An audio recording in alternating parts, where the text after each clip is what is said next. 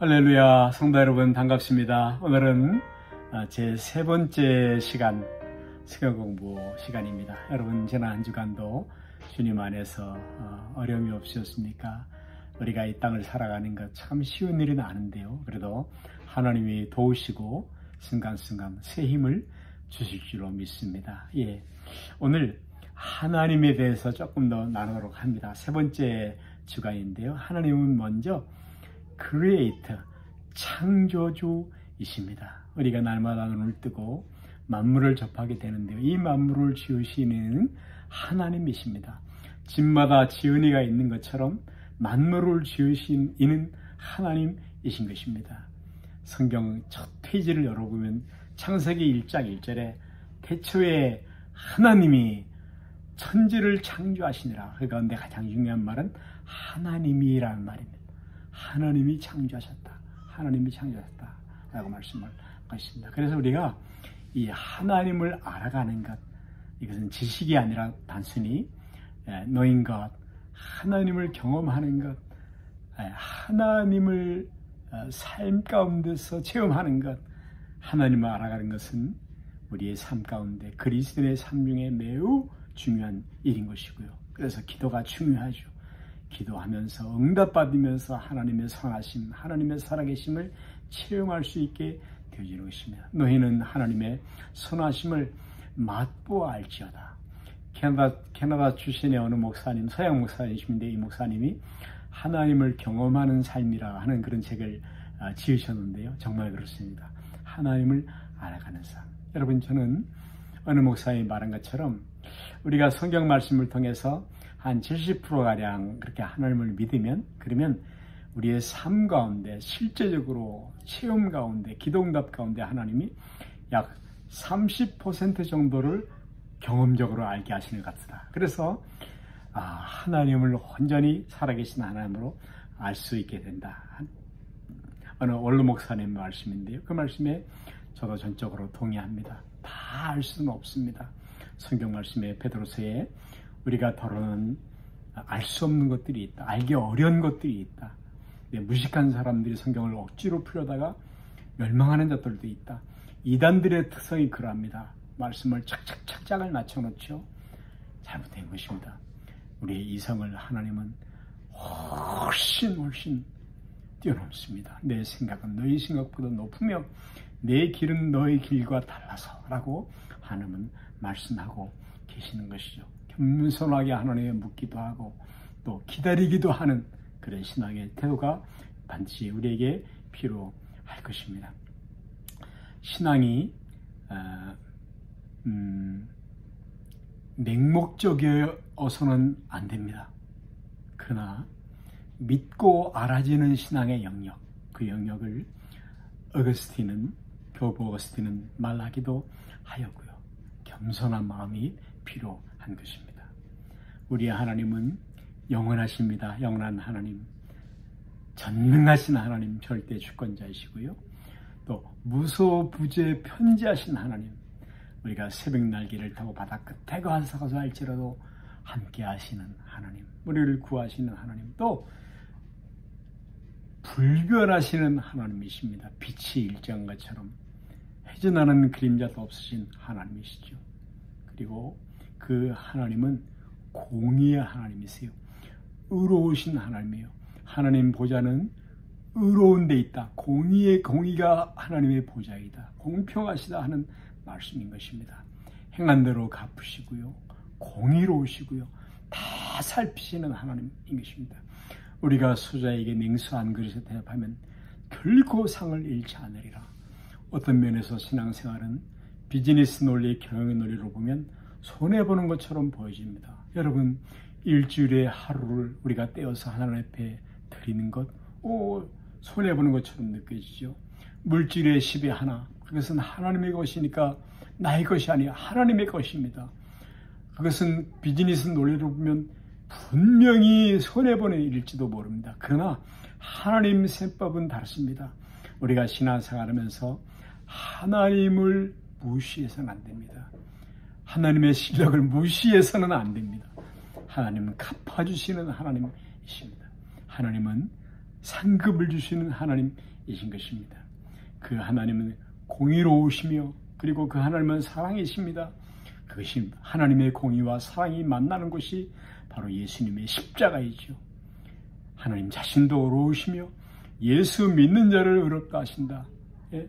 십자가에서 하나님의 죄를 심판하셔서 하나님의 진노를 갚으셔서 하나님은 죄에 대해서 공의로우신 분이시고 그리고 사랑으로 그리고 하나님 자신이 십자가에 달리심으로 말미암아 사랑하시는 그 공의와 사랑의 하나님이시다 하는 말씀인 것입니다. 그 하나님의 사랑은 바로 독생하신 독생자 예수님을 내어주심으로 세상에 내어주시고 십자가의 나무에 내어주시는 것으로서 구체화되었고요. 성도 여러분, 이 기도, 우리가 신앙생활하면서 힘써야 할 기도란 바로 창조주 하나님과의 대화입니다. 놀라운 것이죠. 사귐입니다. 친밀함인 것입니다. Makes me 기도, 하나님 저를 이런 사람으로 만들어주세요 하는 기도, 또는 Give me 기도, 하나님 이렇게 해주세요, 제가 이런 어려움이 있어요 하는 기도, 이 모든 기도를 통해서 친밀함을 갖게 되는 것입니다. 구약성경에는 성막이라는 것이 있었는데 성막은 텐텀 미팅, 만남의 장소이죠. 무엇입니까? 교회는 그렇습니다. 만남의 장소, 하나님을 만나는 장소입니다. 하나님 앞에서 성도와 성도들이 서로 만나는 장소인 것입니다. 이 성막에 이 만남의 장소에 바로 중요한 자리에 향로가 지성소 앞에 있었는데요. 그것은 바로 하나님을 가장 가깝게 만나는 장소가 바로 기도하는 장소라 하는 것입니다. 예수님도 이 땅에 오셔서 기도하셨죠. 하나님을 독대하는 시간, 이 기도의 시간, 그것은 우리에게 중요한 시간입니다. 신앙생활의 호흡과 같은, 생명과 같은 그러한 시간입니다. 우리 찬송 중에 내 기도하는 시간, 그때가 가장 귀하다. 내게는 가장 귀하다. 예수님도 하나님 앞에 기도하셨다 하는 말씀이죠. 사도행전 1장 14절에 보면 그리고 성도들이 마음을 같이하여 기도에 있었다라는 기록이 있어요. 합심기도죠. 통성기도이죠. 하나님 앞에 부르짖는 그런 기도입니다. 마태복음 18장에 보면 주님이 두세 사람이 내 이름으로 모인 곳에는 나도 그들 중에 있느니라. 예, 두세 사람이 교회가 마음을 같이해서 부르짖는 기도를 하나님이 기뻐하신다 하는 그런 말씀인데요.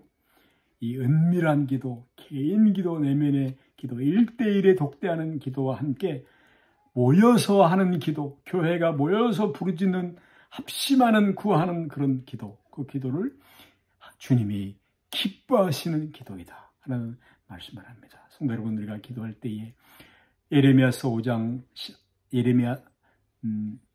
25절 말씀에는 이런 말씀인데요. 죄가 너희에게 오는 좋은 것을 나누느라. 예, 메모리버스 외워도 좋을 성경입니다. 죄가 너희에게 오는 좋은 것을 나누느라. 하나님은 좋으신 하나님입니다.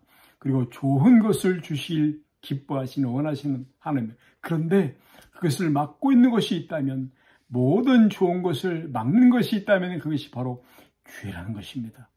예, 그래서 끊임없이 회개가 필요하죠. 아침과 저녁에 회개가 필요합니다. 우리가 이 땅을 살아가면서 발에 먼지 묻히지 않고 살아갈 재주가 없습니다. 어쩔 수 없이 죄와 함께 더불어 살아갑니다. 그런데 놀라운 것은, 감사한 것은 회개가 있습니다. 너희가 만일 회개하면 하나님 잘못했어요, 죄송해요, 다시는 안 그럴 거예요. 회개하면 하나님은 신실하시고 의로우셔서 우리의 모든 죄를 깨끗게 하실 것이요. 예, 예수님의 피로 이룬 속죄의 샘에 그 샘이 흘러서 우리의 죄를 다 씻을 것이요. 기억도 아니하리라 말씀을 하셔요. 70번씩 7번이라도 용서라고 말씀합니다. 그러니까 하나님의 용서가 무한하다는 그런 말씀이시고, 시편 103편 12절 말씀에는 동이 서에서 먼 것처럼 우리 주가를 옮기신다. 기억도 아니하신다. 그런 말씀이에요. 이사야 38장에는 등 뒤로 던져버리신다. 돌아보지 않겠다. 회개한 기도에 대해서, 죄에 대해서 말씀을 하시는 것이고요. 그리고 제가 매우 귀하게 여기는 하나님 말씀 중에 스가랴서 13장 1절, 스가랴서라는 성경 말씀에는 그 날에 죄와 더러움을 씻는 셈이 열리리라고 예수님의 십자가 구속을 예언하고 있는 것입니다. 여러분, 우리의 교회 생활, 신앙생활 중에 매우 중요한 신앙의 덕목이 있습니다. 그것은 바로 성도의 교제입니다. 성도의 사귐입니다. 히브리서 10장 24절 말씀, 25절 말씀에 서로 돌아보아 사랑과 선행을 격려하며 서로 성경에는 서로라는 말이 참 많이 나오는데요. 모이기를 패하는 어떤 사람들의 습관과 같이 하지 말고 매우 중요합니다. 요즘 같은 시대에 모이기를 패하는 어떤 사람들의 습관 이미 형성이 되었어요. 그냥 개인 신앙화 되어가고 있는 영상에 의해서 의존해서 예배드리고 그냥 부담 없이 신앙생활하는 이런 시대를 위해서 쓰였다고 생각이 되는데 모이기를 패하는 어떤 사람들의 습관과 같이 하지 말고 오직 권하여 그날이 가까움을 볼수록 그리하자. 교회는 모여야 생명이 있습니다. 모이는 데 생명이 있습니다. 힘이 있습니다. 그리고 지상 화제인 주님의 명령 당부인 세계 선교 이 전도의 사명을 힘을 얻어서 감당할 수 있습니다. 그래서 흩어지는 교회를 위해서 모이는 교회가 먼저 필요합니다. 모이는 교회 그리고 흩어지는 교회 삶으로서의 흩어지는 예배 흩어지는 교회라는 말씀인 것이죠. 서로라는 말, 함께 더불어라는 말, 서로라는 그런 말이 성경에 많이 강조되어 있어요. 하나님은 교회가 성도들이 서로를 돌아볼 수 있도록 그리고 서로에게 선행을 많이 격려할 수 있도록 하기 위해서 모든 성도에게 최소한 한 가지, 두 가지 이상 여러분들에게도 은사를 주셨습니다. 재능 또는 성품 또는 하나님 나에게 주신 것, 내가 지금 갖고 있는 것, 누리고 있는 것, 이게 다 은사인데요. 선물이라는 말입니다. 이것은 섬김을 위한, 교회 공동체를 위한 하나님의 선물인 것입니다. 로마서 12장 말씀 보면 섬기는 일이 있고요. 또 가르치는 은사 있는 사람, 권면하고 위로하는 은사 일도 있고요. 또 구제하는 일, 긍휼을 베푸는 일, 이런 것을 특별히 기쁘게 하는 사람들이 있습니다. 그게 은사라는 것이죠. 이 모든 것들이 성경은 성령의 은사, 선물이라고 영적인 기프트라고 우리에게 말씀을 해주고 있습니다. 3주차 여러분 수고 많으셨습니다. 고맙습니다. 이번 주에 영적 은사 점검표를 완성해 주시기를 부탁드립니다. 다음 시간에 이제 마지막 시간 다시 뵙도록 하겠습니다. 고맙습니다.